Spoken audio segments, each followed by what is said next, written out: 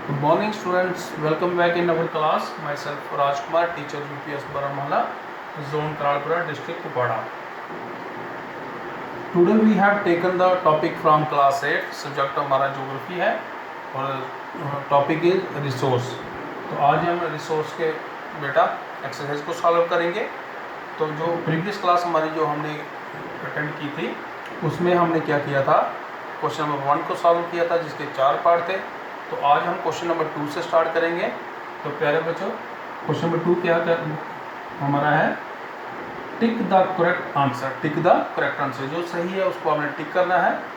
ये objective type question है हमारा।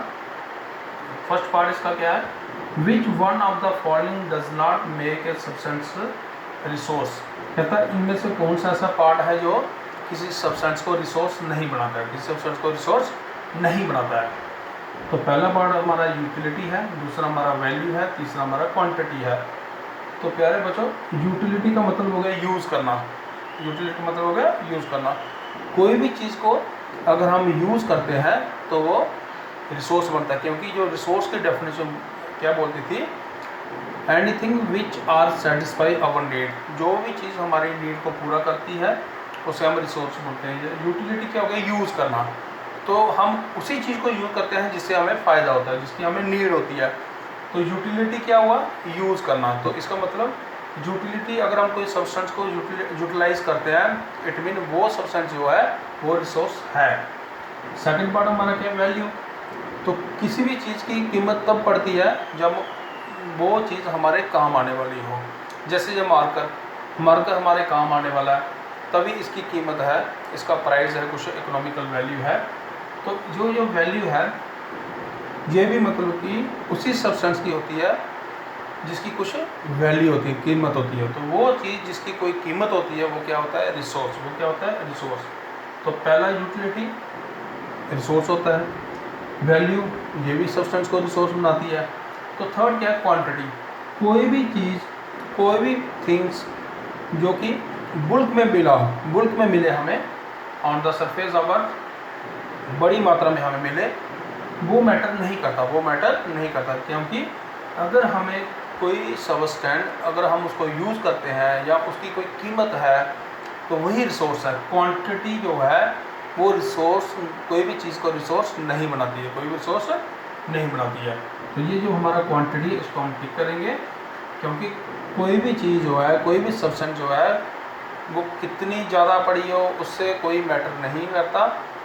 Quantity does not make a substance as resource. Quantity जो है कोई भी चीज़ को रिसोर्स नहीं बनाती है। तो हमारे पहले पार्ट का आंसर आ गया quantity. Which one of the following does not make substance a resource. इन तीनों में से कौन सा पार्ट है जो कि सब्सटेंस को रिसोर्स नहीं बनाता है, वो है क्वांटिटी। वो क्या है पहले बच्चों, क्वांटिटी।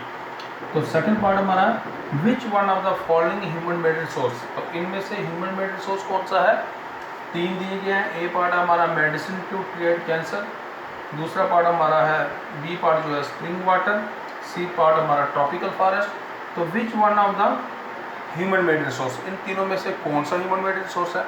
तो प्यारे बच्चों, मेडिसिन टू ट्रीट कैंसर, जो दवाई हम कैंसर को ट्रीट करने के लिए बनाई है, जो कैंसर जो बीमारी है, डिजीज़ है, उसको जो ठीक करने के लिए दवाई है वो किसने बनाई है, वो ह्यूमन ने बनाई है।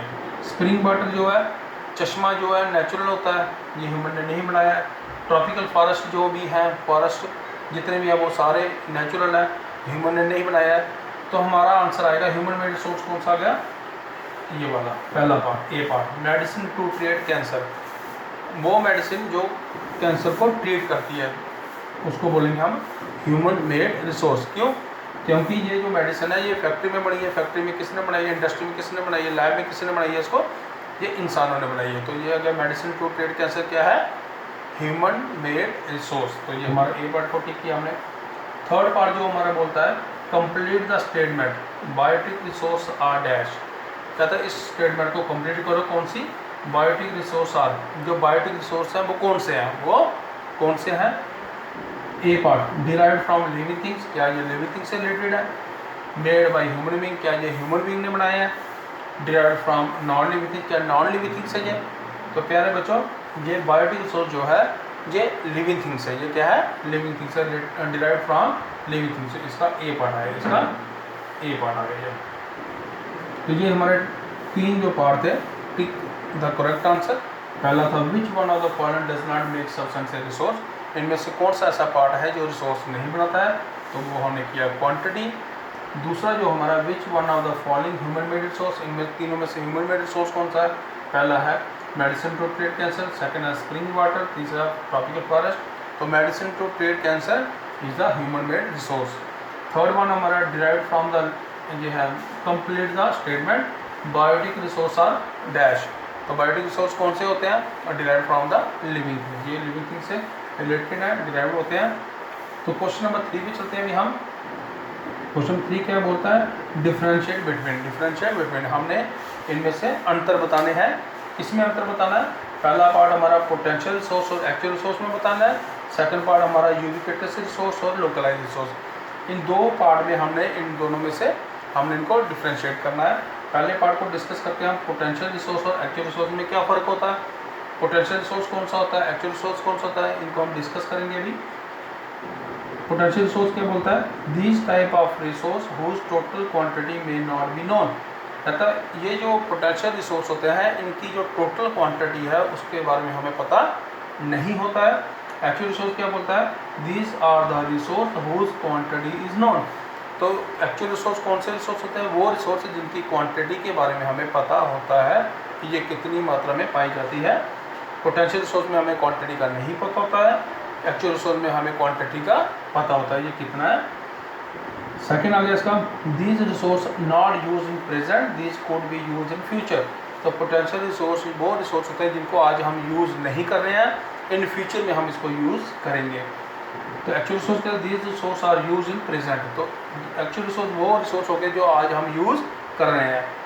तो पोटेंशियल रिसोर्स कौन का? एग्जाम्पल इसके आगे uranium found in Ladakh. Potential resource कौन सा क्या?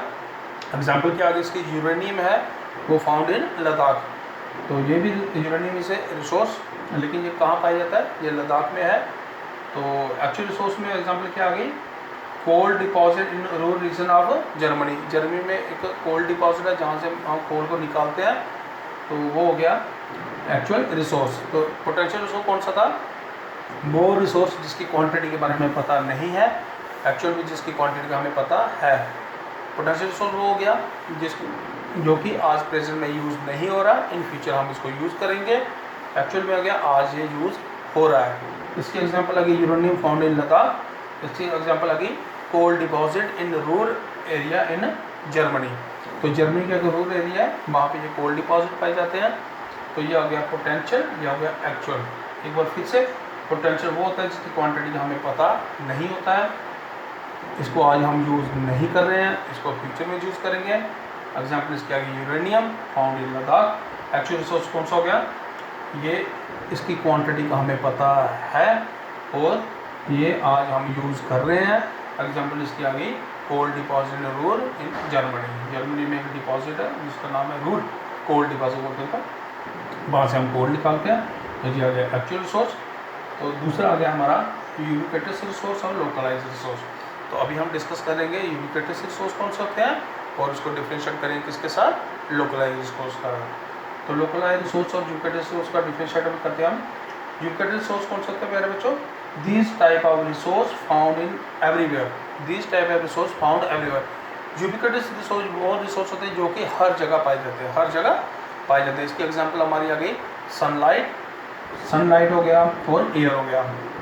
एयर भी रिसोर्स है, सनलाइट भी रिसोर्स है, तो ये हो गई यूबिक्विटस रिसोर्स। तो लोकलाइज रिसोर्स क्या हो गया? These resource which are not found everywhere, example iron and coal. तो लोकलाइज में क्या हो गया? ये वाले जो रिसोर्स है, जो लोकलाइज रिसोर्स है, ये एवरीवेयर फाउंड नहीं होते हैं, ये हर जगह हमें नहीं मिलते हैं। एग्जाम्पल इसके आगे आयरन और कोल।